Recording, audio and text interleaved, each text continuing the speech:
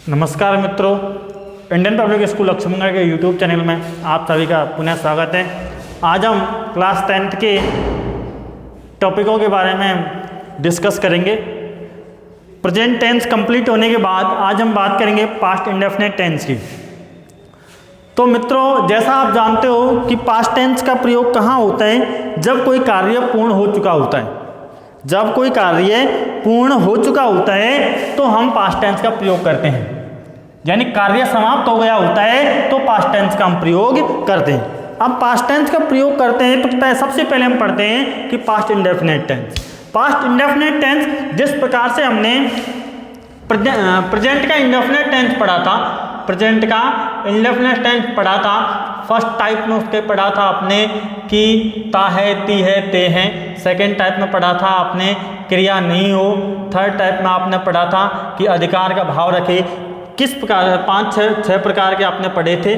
उसी प्रकार से हम पास्ट इंडेफिनिट में भी अनेक प्रकार के टाइप पढ़ेंगे। तो पहला टाइप मैं आपको बता रहा हूँ कि फर्स्ट टाइप किस प्रकार से होता है। फर्स्ट टाइप किस प्रकार से होता है? तो फर्स्ट टाइप जो होता है पास्ट इंडेफिनिट टेंस में, वो फर्स्ट टाइप आपका जो होता है कि पहचान क्या होती है। सबसे पहले कि पहचान, फर्स्ट टाइप में पहचान ता था, ता था, ती थी, ते थे। ता था, ती थी, ते थे, ये शब्द आने चाहिए, या फिर आ, ई, ए, इसकी ध्वनि आनी चाहिए। जिन हिंदी वाक्यों के अंत में ता था, ती थी, ते थे जैसे शब्द आए या फिर आ, ई, ए की ध्वनि आए, वो पास्ट इंडेफिनिट टेंस के अंतर्गत प्रयोग होते हैं। वो पास्ट इंडेफिनिट टेंस के अंतर्गत आते हैं। अब मैं आपको बात करता हूं कि मैंने आपको बताया था कि सेंटेंस, जो सेंटेंस होते हैं, अफर्मेटिव सेंटेंस, सब्जेक्ट के बाद वर्ब की सेकंड फॉर्म का प्रयोग होता है इसमें। सब्जेक्ट के बाद वर्ब की सेकंड फॉर्म के बाद ऑब्जेक्ट के बाद अन्य कोई एलिमेंट है तो वो अंत में फुल स्टॉप। ठीक है मित्रों। सेकेंड सेंटेंस मैंने आपको बताया था नेगेटिव सेंटेंस। नेगेटिव सेंटेंस में सबसे पहले सब्जेक्ट के बाद डिड के बाद नॉट के बाद वर्ब की फर्स्ट फॉर्म और वर्ब की फर्स्ट फॉर्म के बाद ऑब्जेक्ट के बाद फुल स्टॉप। इंट्रोगेटिव सेंटेंस, तो इंट्रोगेटिव सेंटेंस दो प्रकार के होते हैं, HV से प्रारंभ होने वाले और WH वर्ड से प्रारंभ होने वाले। HV से प्रारंभ होने वाले सबसे पहले डिड के बाद सब्जेक्ट के बाद वर्ब की फर्स्ट फॉर्म के बाद ऑब्जेक्ट के बाद अन्य कोई एलिमेंट और अन्य प्रश्नवाचक चिन्ह। यहाँ सबसे पहले WH वर्ड के बाद डिड के बाद सब्जेक्ट के बाद वर्ब की फर्स्ट फॉर्म के बाद ऑब्जेक्ट, उसके बाद अन्य कोई एलिमेंट, अंत में प्रश्नवाचक चिन्ह। इंट्रोगेटिव नेगेटिव सेंटेंस वही दो प्रकार के, HV से प्रारंभ होने वाले और WH वर्ड से प्रारंभ होने वाले। ठीक है मित्रों। तो HV से प्रारंभ होने वाले हैं सबसे पहले डिड के बाद सब्जेक्ट के बाद नॉट के बाद वर्ब की फर्स्ट फॉर्म, वर्ब की फर्स्ट फॉर्म के बाद ऑब्जेक्ट के बाद अन्य कोई एलिमेंट, तो फिर ये WH word did subject not verb first form object और फिर प्रश्नवाचक चिन्ह। ठीक है। तो कहने का मीन्स ये है कि पास्ट इंडेफिनिट टेंस जो होता है इसका पहला टाइप अपन पढ़ रहे हैं, और पहला टाइप में मैं आपको बता रहा हूँ पहचान कि यदि कोई हिंदी वाक्य होता है, उस हिंदी वाक्य में ता था, ती थी, ते थे आदि शब्द आए या फिर अंत में आ, ई, ए की ध्वनि आई, तो वो पास्ट इंडेफिनिट टेंस के अंतर्गत शामिल होते हैं। आप इसमें हम सहायक क्रिया और इसमें मेन वर्ब के प्रयोग बात करें तो सहायक क्रिया के रूप में मैं आपको बता रहा हूं कि जो अफर्मेटिव सेंटेंस होते हैं अफर्मेटिव में वर्ब की सेकंड फॉर्म का प्रयोग करता है और अन्य जो वाक्य होते हैं उनमें डिड का प्रयोग करते हैं। ठीक है, और डिड के साथ वर्ब की फर्स्ट फॉर्म का प्रयोग करते हैं। ठीक है मित्रों, जो अफर्मेटिव पास्ट इंडेफिनिट के अफर्मेटिव जो सेंटेंस होते हैं उन अफर्मेटिव सेंटेंसों में वर्ब की सेकंड फॉर्म का प्रयोग करते हैं और अन्य प्रकार के जो सेंटेंस हैं, जैसे यहाँ देखो अफर्मेटिव में वर्ब की सेकंड फॉर्म का प्रयोग किया, और अन्य सेंटेंस होते हैं उनमें डिड प्लस वर्ब की फर्स्ट फॉर्म, जैसे नेगेटिव है डिड वर्ब की फर्स्ट फॉर्म, इंट्रोगेटिव है डिड वर्ब की फर्स्ट फॉर्म, WH वर्ड है डिड वर्ब की फर्स्ट फॉर्म, नेगेटिव है डिड वर्ब की फर्स्ट फॉर्म। ठीक है, तो इस प्रकार से हम प्रयोग करते हैं। ये स्ट्रक्चर्स हैं, ये सेंटेंसेज हैं। सेंटेंस लिखें अब।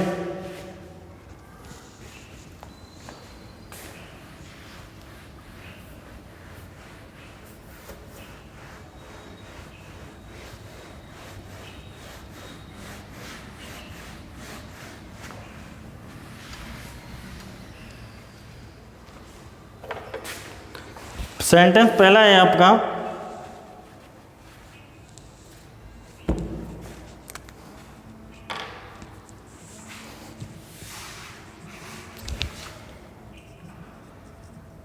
उन्होंने मुझे एक पेन दिया। वाक्य के अंतिम में देखो आ ई ए की ध्वनि है इंडेफिनिट। कौन सा सेंटेंस है? सिंपल। तो उन्होंने दे, उन्होंने दे दिया सेकंड फॉर्म गिव की गिव, मी ए पेन। ठीक है, अगला सेंटेंस है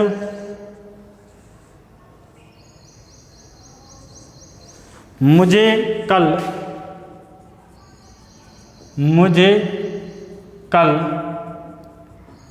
आपका पत्र मिला। मुझे आई मिला गॉट योर लेटर यस्टरडे। ठीक है, नेक्स्ट सेंटेंस है विद्यार्थियों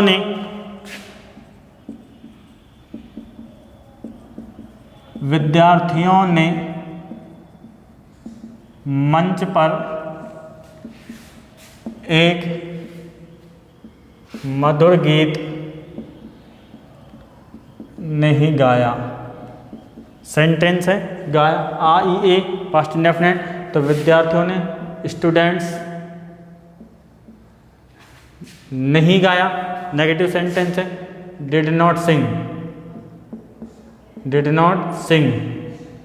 ए sweet song on the stage. Students did not sing a sweet song on the stage। ठीक है मित्रों, नेक्स्ट सेंटेंस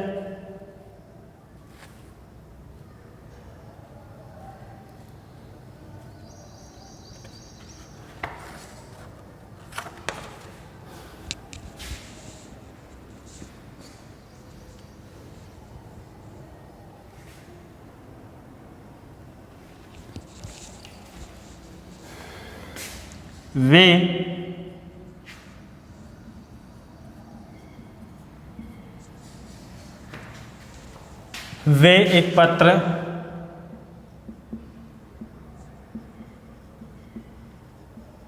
क्यों लिखते हैं? तो सेंटेंस है क्यों, why did they write a letter. Why did they write a letter. ठीक है मित्रों, नेक्स्ट सेंटेंस है हमने उसे गलत कार्य के लिए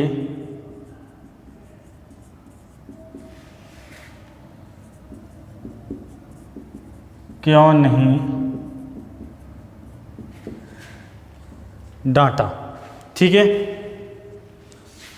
तो देखो डांटा आ ई की ध्वनि पास्ट इंडेफिनिट टेंस है, क्यों नहीं यानी कौन सा है, इंट्रोगेटिव नेगेटिव सेंटेंस। तो देखो इंट्रोगेटिव क्यों, why, did, why did we not rebutted, why did we not rebutted उसे, हिम के लिए, फॉर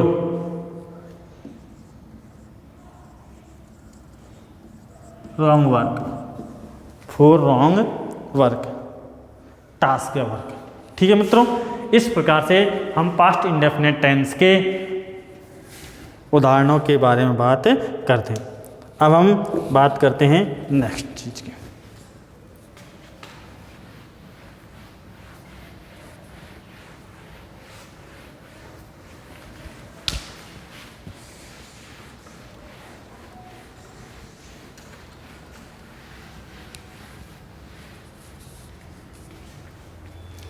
नेक्स्ट जो सेंटेंस होते हैं और हम आगे जो बात करते हैं वो आगे बात करते हैं कि जो सेकंड टाइप जो होता है उस सेकंड टाइप की, और टाइप नंबर सेकंड जो होता है उस टाइप सेकंड में मैं आपको बता रहा हूँ कि पहचान तो वही होती है। पहचान कौन सी होती है टाइप नंबर सेकंड में? पहचान होती है कि हिंदी वाक्य अंत में था, थी, थे। हिंदी वाक्य के अंत में था, थी, थे आए लेकिन क्रिया नहीं हो, हिंदी वाक्य के अंत में था, थी, थे तो आए लेकिन क्रिया नहीं हो, तो हम इस टाइप का प्रयोग करते हैं। स्ट्रक्चर किस प्रकार से करते हैं? सबसे पहले सब्जेक्ट का प्रयोग करते हैं, सब्जेक्ट के बाद वाज या वर्ग का प्रयोग करते हैं, वाज वर्ग के बाद संज्ञा पद का प्रयोग करते हैं, वाज वर्ग के बाद संज्ञा पद। अब वाज का प्रयोग एक वचनकर्ता के साथ और वर्ग का प्रयोग बहुवचन कर्ता के साथ प्रयोग करते हैं। ठीक है मित्रों, जैसे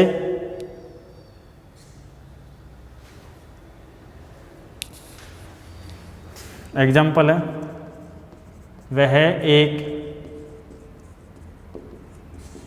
किसान था, अंत में था, थी, थे आया, देखो क्रिया नहीं है तो ही वाज ए फार्मर। ठीक है, नेक्स्ट है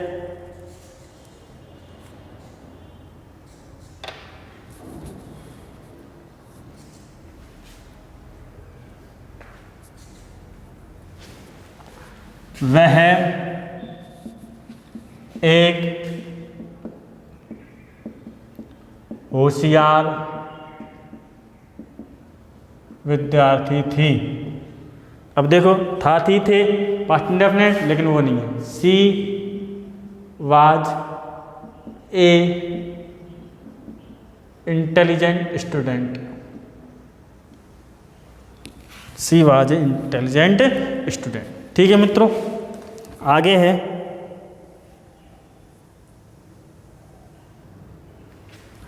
उन दिनों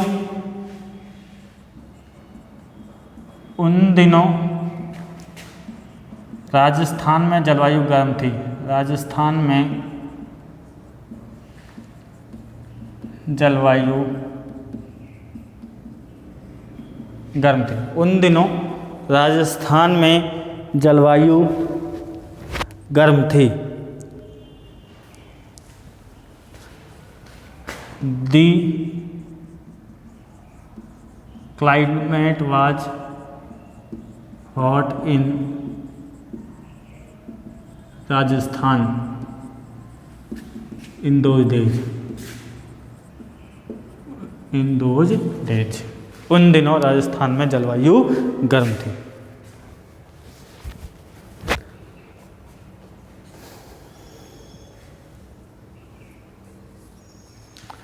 अमेरिका, भारत में मेरा घर बहुत बड़ा था।